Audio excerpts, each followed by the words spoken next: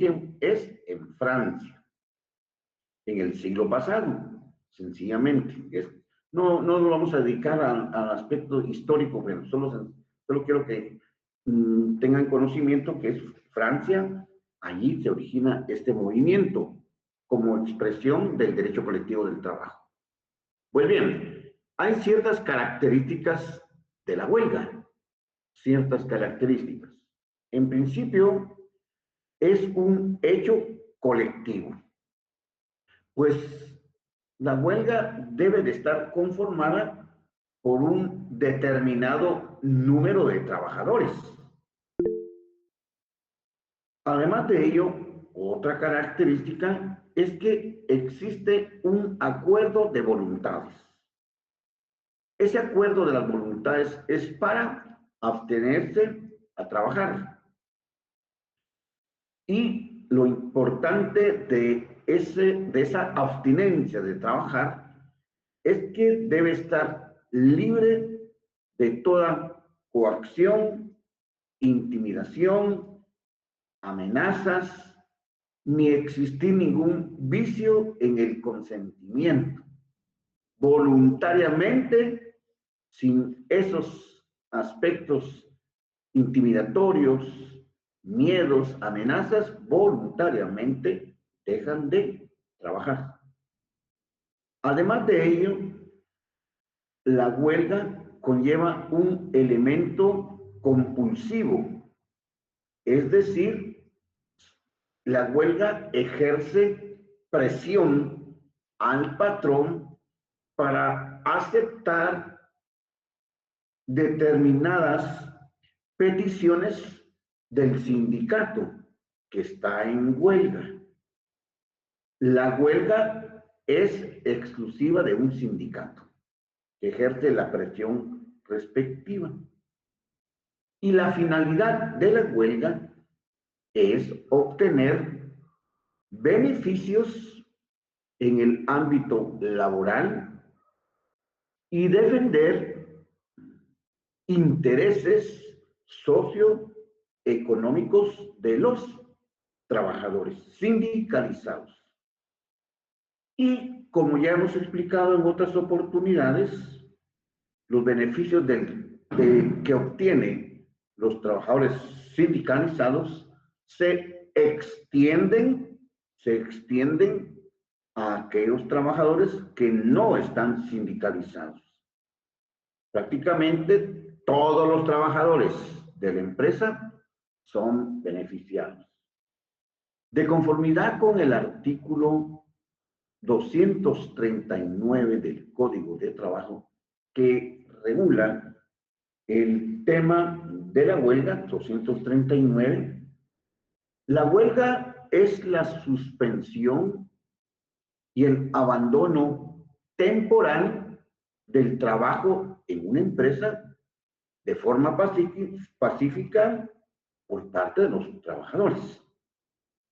Esta huelga, pues, está formada por 3 o más trabajadores que podrían iniciar el movimiento de la huelga. Pero también se va a exigir de conformidad con el artículo 241 del Código de Trabajo, la huelga debe de cumplir determinado requisito. ¿Y cuál es ese requisito? Pues agotar la conciliación. Eso lo conversamos la semana pasada en el Tribunal de Conciliación. Y para que la misma tenga la legalidad, si bien es cierto que 3 o más trabajadores pueden iniciar el movimiento de huelga, se exige que las 2/3 partes de los trabajadores estén involucrados en la huelga. 2/3 partes, de conformidad con el artículo 241. El movimiento de huelga tiene como objetivo mejorar las condiciones de trabajo socioeconómicas y defender, ya lo hemos indicado, los intereses laborales. Cuando se ha iniciado ese movimiento huelga como una expresión de lo que hemos indicado del derecho colectivo del trabajo, pues el patrono no debe de ejercer ninguna coacción, ninguna violencia en contra de los trabajadores que se encuentran en huelga o del patrimonio del sindicato. Es decir, la conducta del patrono debe ser pacífica. Pacífica en no afectar desde ningún punto de vista, relaciones individuales de trabajo, no afectar derechos adquiridos, no ejercer ninguna amenaza, ninguna intimidación contra los trabajadores que se encuentran en huelga, ni afectar el patrimonio del sindicato. Y aquí entramos nuevamente a lo que habíamos expuesto la semana pasada, en la sesión pasada, una huelga legal. Y aquí voy a citar el artículo 241 del Código de Trabajo, la huelga legal.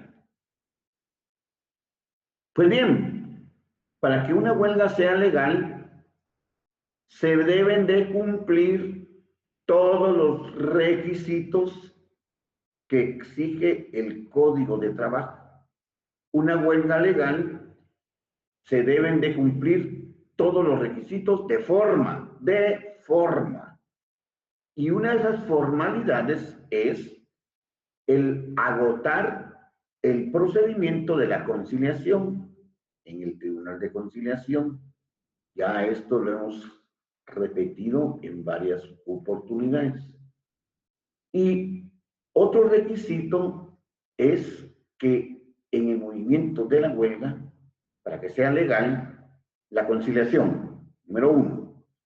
Número 2, las 2/3 partes de los trabajadores.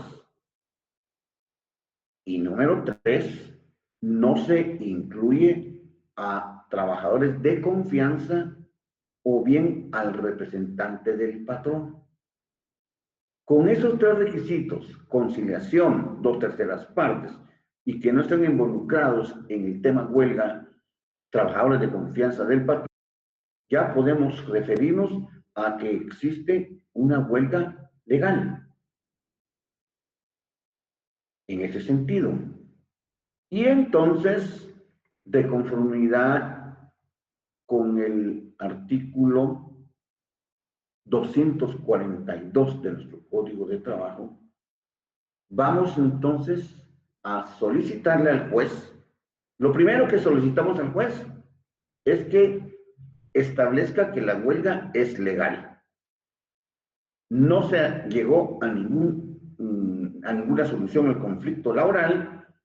En la vía directa, no. En el Tribunal de Conciliación, no. No, el sindicato no solicitó ir al arbitraje, y si en dado caso se hubiese acudido al arbitraje y no hubo conciliación, pues entonces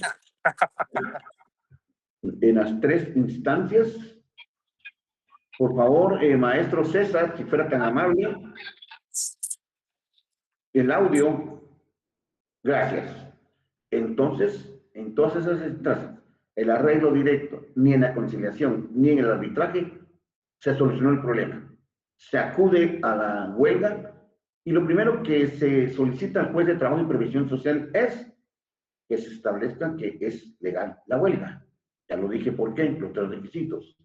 Y luego de que el juez efectivamente establece que sí es legal, que sí cumplió con todas las formalidades, entonces se solicita que el juez establezca si la huelga es justa,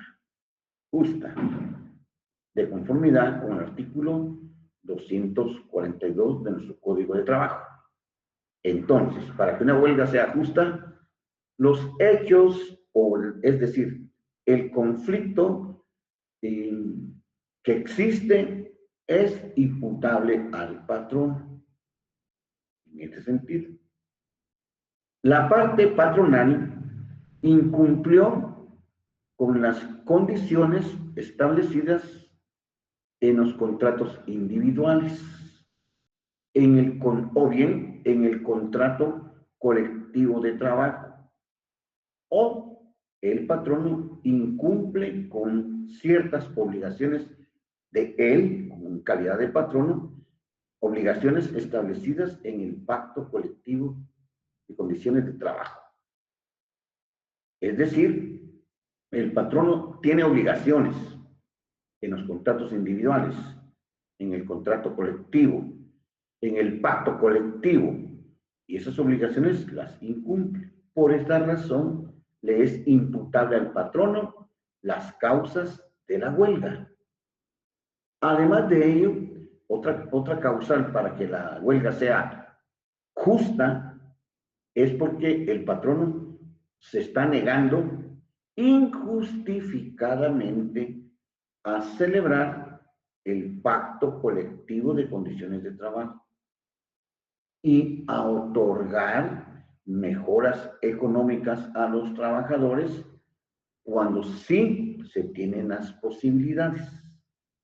Esto es interesante, maestros, maestras, porque efectivamente, ¿cómo medimos, cómo se mide el hecho que el patrono tiene la posibilidad económica? Se percibe que el patrono tiene suficientes ingresos para mejorar las condiciones del salario. Por ejemplo, ¿cómo lo medimos? Pues obviamente haciendo una auditoría de los ingresos del patrono. Entonces, si el patrono se está negando a celebrar un pacto colectivo, pues se tiene que documentar, por supuesto, todo eso tiene que llevar una probanza, la huelga se declararía justa. Y además, que se está negando a celebrar el pacto colectivo si efectivamente existen evidencia, se ha documentado que sí tiene las posibilidades económicas de mejorar las condiciones de trabajo del salario en particular de los trabajadores. Si la huelga entonces es justa, declarada así por el Tribunal de Trabajo, pues entonces el patrono será condenado a pagar, obviamente la condena es en sentencia dictada por el Tribunal de Trabajo, pues se ha de condenar al patrono al pago de los salarios por los días en que los trabajadores efectivamente no trabajaron. Si la huelga duró 2 meses, pues el patrono tendrá que pagar los salarios de 2 meses, porque la huelga es justa.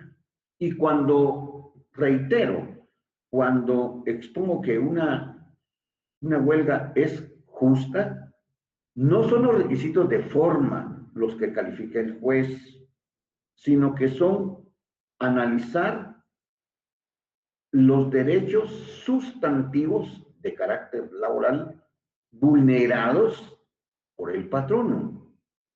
Les decía, por ejemplo, que el patrono, la semana pasada les indicaba como ejemplo que el patrono no paga la totalidad de los salarios mensualmente y siempre quedan remanentes. Ese es un incumplimiento sustantivo del patrono, por decirlo de esta manera. Además, otro ejemplo, los trabajadores se quedan en horas extras trabajando fuera de la jornada ordinaria y estas horas extras tampoco son pagadas por el patrono. Ahí están los derechos sustantivos vulnerados en este orden de ideas. porque el patrono argumenta, señores, ustedes tienen que dar una milla extra. Entonces, si salíamos a las 5, quedémonos a las 7. Esas 2 horas son extraordinarias y no se pagan. Eso es lo que quiero, lo que evalúa el juez para establecer que una huelga es justa. Se están vulnerando derechos sustantivos, derechos esenciales del trabajador. Y entonces, si la huelga es justa, la condena es el pago de salarios por todos los días en que no trabajaron. Y es complicado porque si el patrón dice, bueno, fueron 2 meses que no existió producción, no existió ingresos a la empresa y tengo que pagarle a 30, a 40, a 50 trabajadores que no trabajaron sus salarios, pero tiene que pagarlos. Y si no los paga, ¿cuál sería la solución para cobrar esos 2 salarios? Pues fíjense, maestros, maestras, que como la sentencia ya se dictó por parte del juez de trabajo, previsión social, ordenando que la huelga es justa, que posiblemente hubieron despidos, pues en esa sentencia se establece el hecho de restablecer a los trabajadores nuevamente a su plaza laboral, en este sentido, y además de ello, en esa sentencia se establece el pago de los 2 meses de salario, pero argumenta el patrono pues que no hay dinero. Entonces esa sentencia se puede llevar a la vía ejecutiva en materia, en el procesal civil y mercantil, en el procesal civil para ser exacto. Se puede ejecutar esa sentencia para cobrar judicialmente esos 2 meses de salarios de los 10, de los 20, de los 30 trabajadores. Y ahí comienza otro desarrollo. Sí, maestro, Carlos Danilo Comando. En un momento determinado, maestro, ¿se podría llegar a una negociación con los trabajadores para la realización del pago, por ejemplo, que puede ser en varias partes? Sí, maestro, sí, por supuesto. Sí, porque ya el patrono resultó condenado. Pero el patrono argumenta lo que estoy diciendo. No hubo ingresos, no hubo producción, las ventas o el giro comercial que tuviera la empresa. No se logra, no puede. Y son 2 meses. Pero esto puede ser 2 meses, puede ser 1 mes, puede ser 15 días, pueden ser 3 meses. Entonces, por supuesto, si yo soy el patrono, no voy a esperar que estos señores trabajadores, pero ya se pueden imaginar el ambiente laboral, ¿verdad?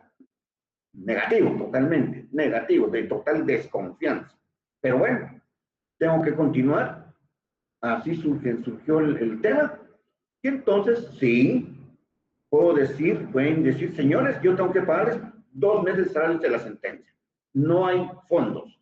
Entonces, ustedes ganaron, pero también podemos negociar pagos parciales.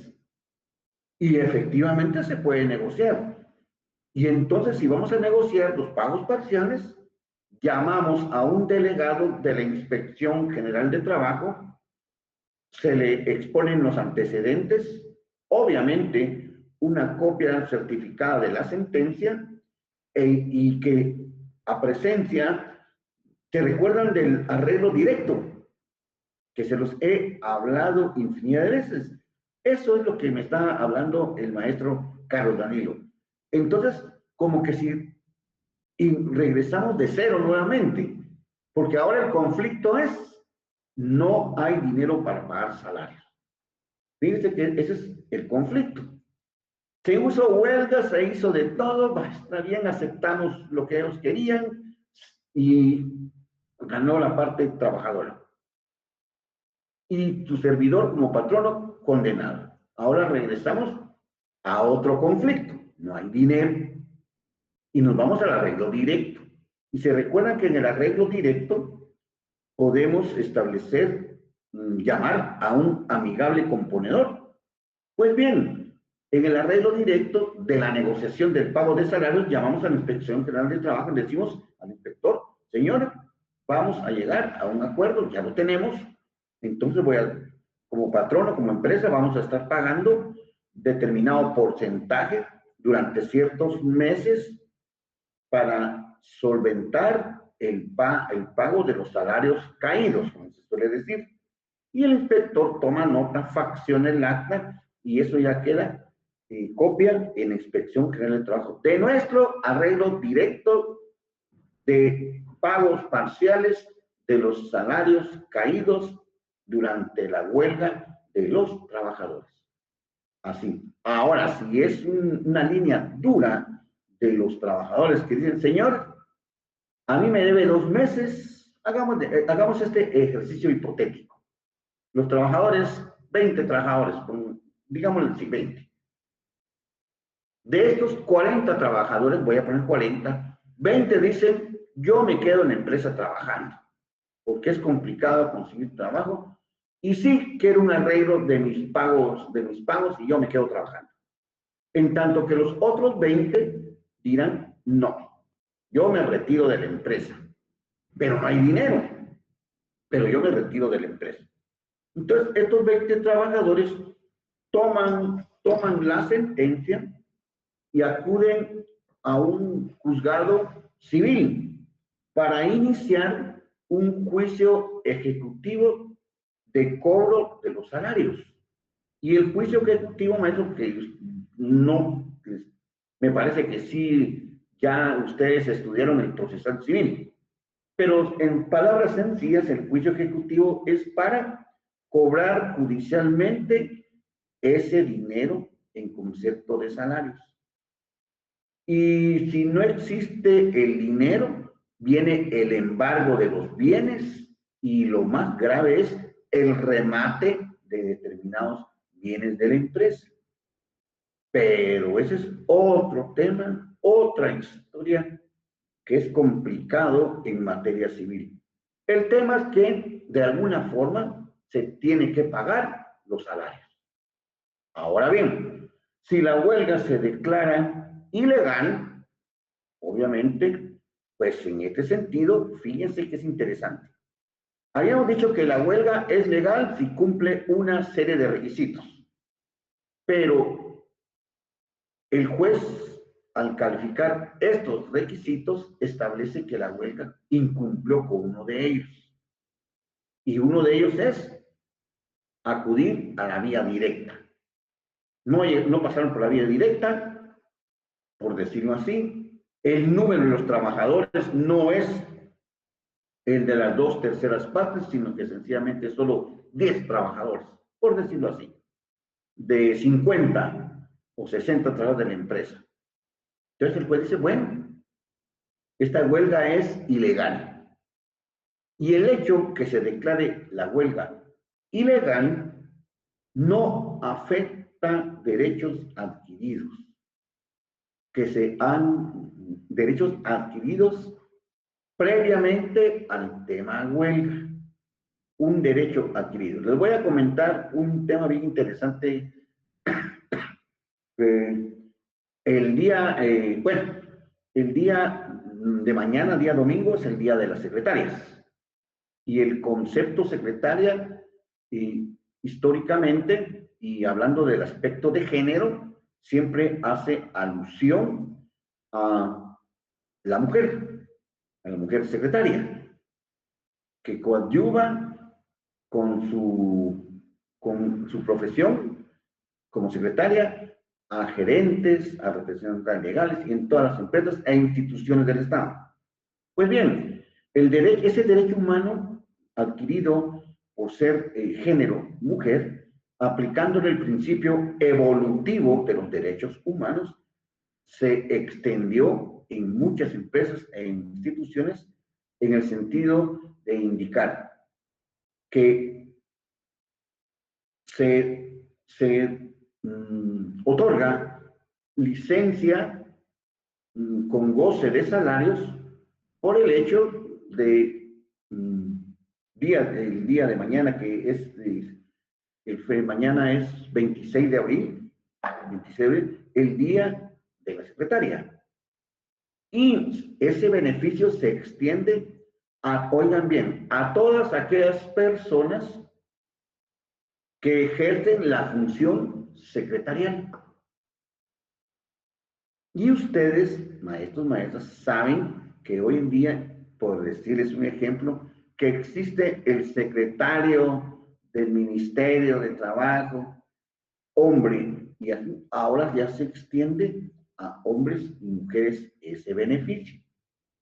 Ese es un derecho adquirido a futuro, ya es un derecho, porque la ley solo establece mujer, pero hoy en día ya se está extendiendo a todos aquellos varones que tienen funciones de secretarios.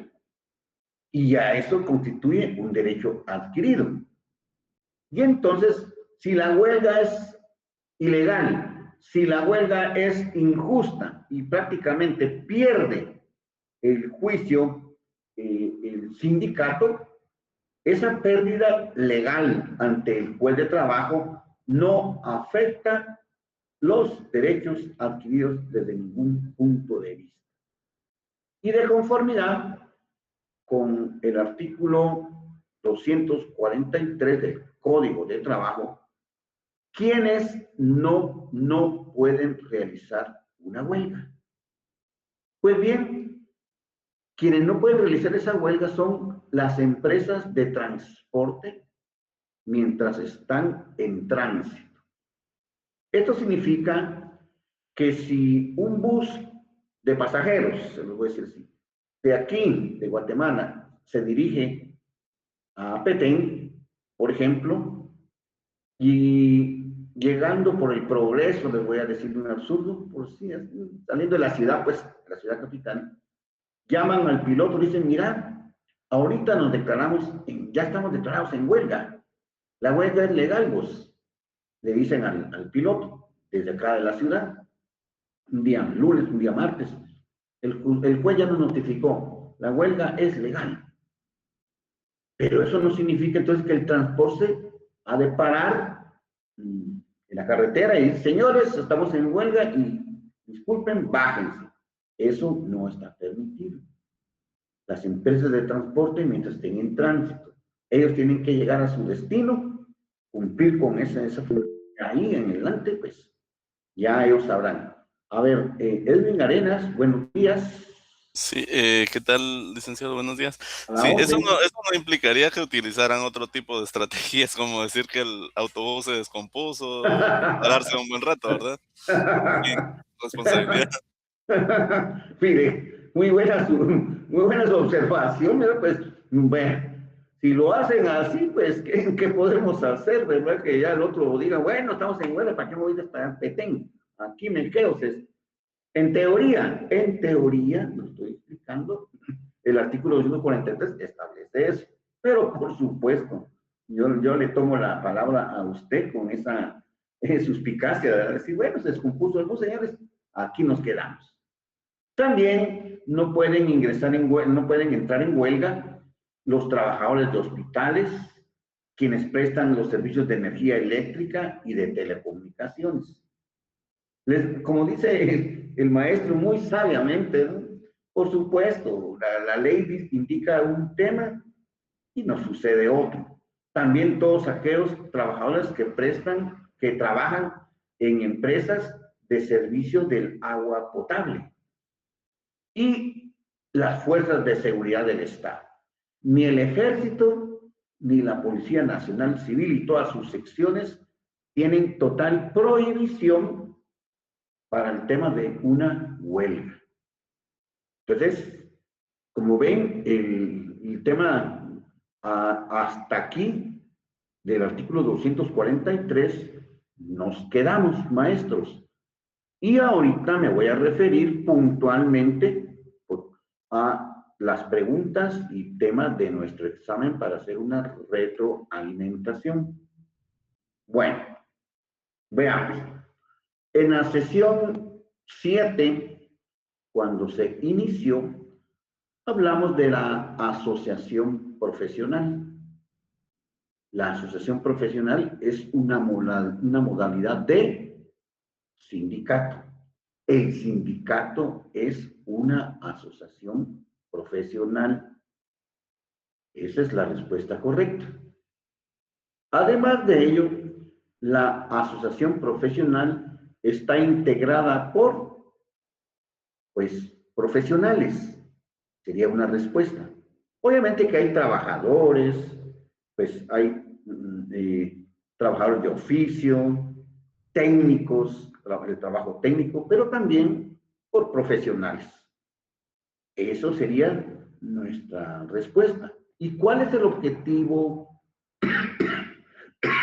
Perdón, ¿cuál es el objetivo de la asociación profesional? Pues el objetivo es realizar estudios socioeconómicos. Así lo expusimos en aquella oportunidad. El objetivo de la asociación profesional es realizar estudios socioeconómicos. Una característica de la asociación profesional es que es de carácter permanente. Es de carácter permanente. Otra característica de la asociación profesional es que también está formada por patronos. Hay patronos, hay trabajadores, hay profesionales. Pero para efectos de nuestro examen, la respuesta correcta sería que una característica de la asociación profesional es formada por patrones. La personalidad jurídica de la asociación profesional, ¿qué implica? ¿Qué implica tener personalidad jurídica para la asociación profesional? Pues adquirir derechos y obligaciones. Otra modalidad del sindicato, es decir, cuando hablamos de la clasificación de los sindicatos, una de esas modalidades es el sindicato campesino.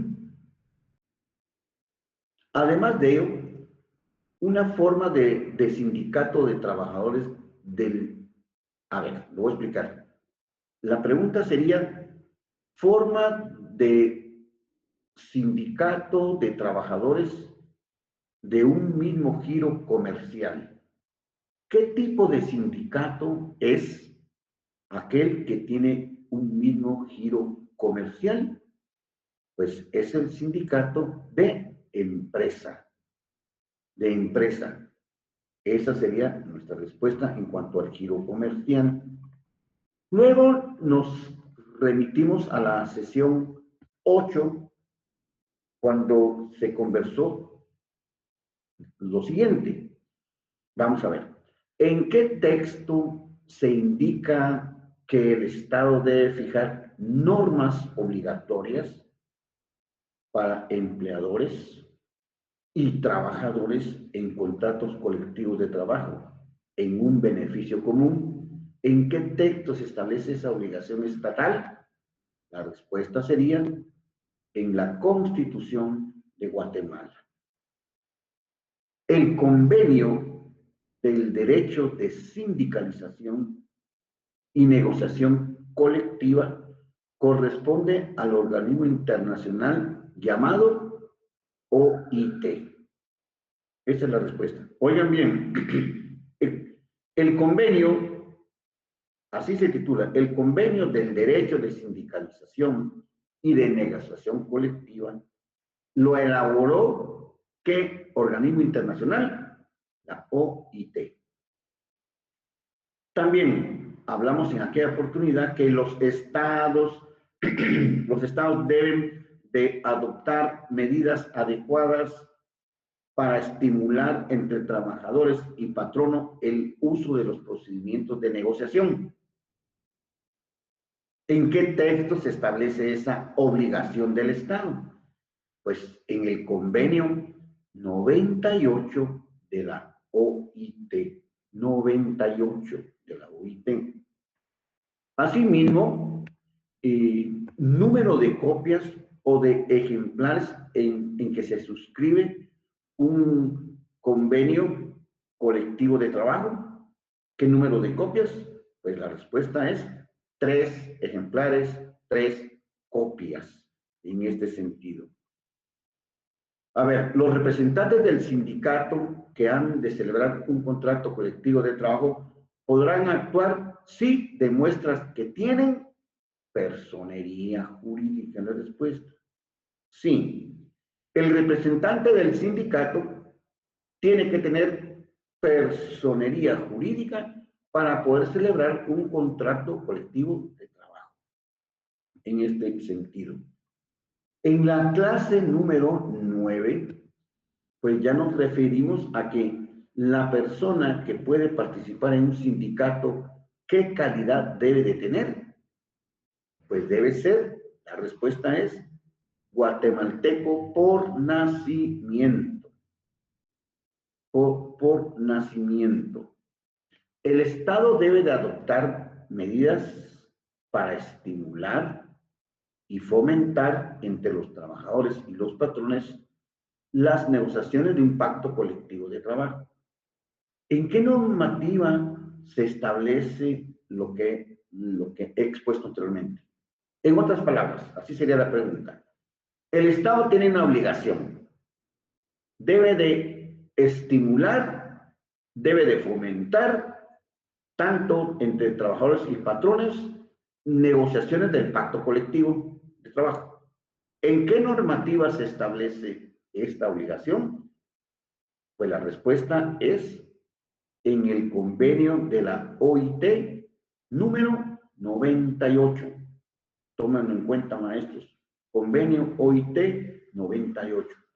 La obligación del Estado a estimular, a fomentar entre patronos y trabajadores negociaciones de un pacto colectivo de trabajo. El pacto colectivo de condiciones de trabajo se celebra entre ¿quiénes? La respuesta es el sindicato de trabajadores y el de patronos, en este sentido. Además, el pacto colectivo de condiciones de trabajo tiene carácter de ley imperativa. Esa es la respuesta, ley imperativa. Todas las cláusulas del pacto colectivo de condiciones de trabajo deben incidir ¿en qué? Pues en los contratos individuales de trabajo. Esa es la respuesta. Se recuerdan, maestros, maestras, que cuando hemos dicho, si se celebra un pacto colectivo de condiciones de trabajo o si se celebra un contrato colectivo de condiciones de trabajo, todos los derechos plasmados en el pacto colectivo o en el contrato colectivo inciden en todos los contratos individuales de trabajo. Y en este caso se pregunta, ¿todas las cláusulas del pacto colectivo de condiciones de trabajo inciden en qué documentos? ¿En qué contratos? En los contratos individuales de trabajo.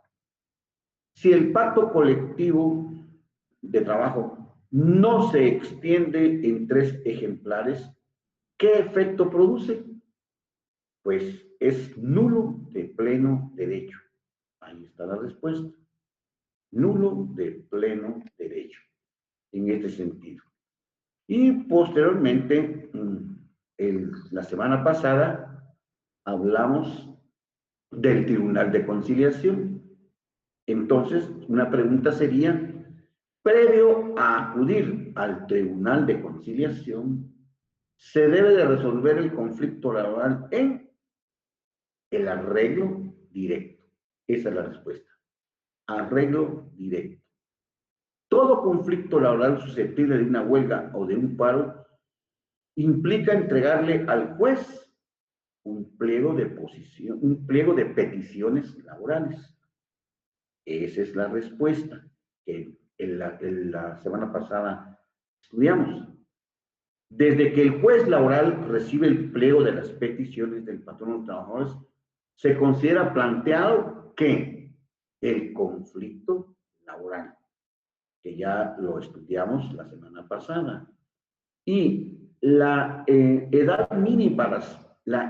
mínima para ser representante ante el Tribunal de Conciliación tanto del patrono como trabajadores, es la respuesta 21 años. Es la edad mínima para pertenecer a un tribunal de conciliación como representante del juez, pero representante del trabajador o representante del patrón. El juez no, señores.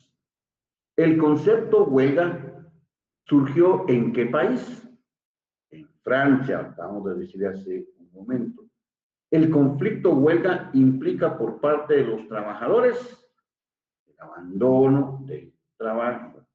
En este sentido, en la huelga justa, la causa de las mismas es imputable a el patrón. Y finalmente, no puede declararse en el tema de, no pueden declararse en huelga, ¿quiénes?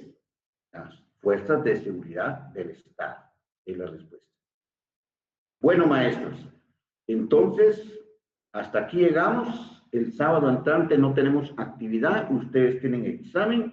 Mañana remito esta grabación.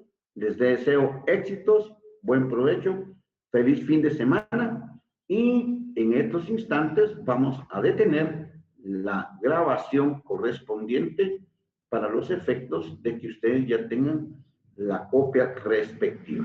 Muy buenas tardes y éxitos en su examen. Está muy sencillo, muy sencillo.